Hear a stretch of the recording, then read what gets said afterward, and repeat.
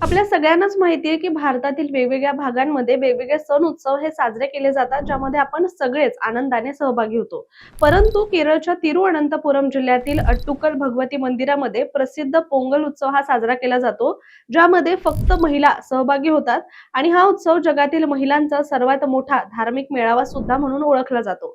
2009 साली या उत्सवाची नोंद गिनीज बुक ऑफ वर्ल्ड रेकॉर्डमध्ये सुद्धा करण्यात आली होती, कारण त्या वर्षी सुमारे 25 लाख महिलांनी या दिवशी या धार्मिक विधीमध्ये सहभाग घेतला होता.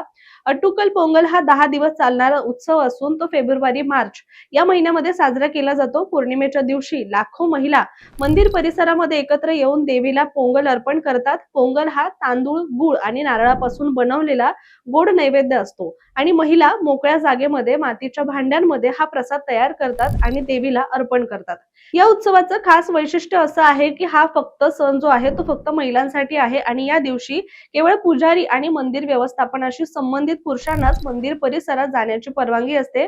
शिवाय या उत्सवाची सुरुवात अदुप वेटू या विधीने होते. मुख्य पुजारी विशेष चूल पेटवतात आणि त्यांच्या संकेतावर हजारो महिला आपल्या चुली पेटवतात. संपूर्ण परिसरामध्ये हजारो चुलींचा उजेड, खिरीचा सुगंध आणि देवीच्या स्तुतीचे सूर हे वातावरण अधिकच भक्तिमय बनवतं.